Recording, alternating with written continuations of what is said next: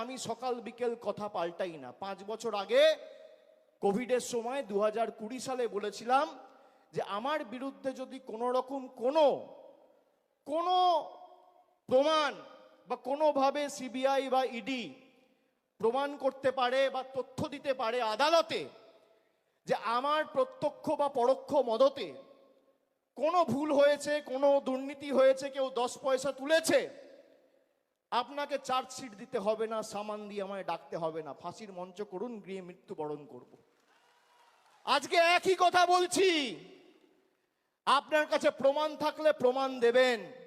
আমাকে তো সিবিআই ডেকেছিল, নবজোয়ারে যখন গেছিলাম যাত্রা বন্ধ করে এসেছি, একদিনের জন্য সিবিআই দপ্তরে গেছি, 10 ঘন্টা জিজ্ঞাসাবাদ করেছে, তারপরের দিন আবার বাঁকুড়ায় গিয়ে নবজোয়ার শুরু করেছি। কাঁচকলা, আপনি কি ভাবছেন থমকে চমকে দমিয়ে রাখবেন?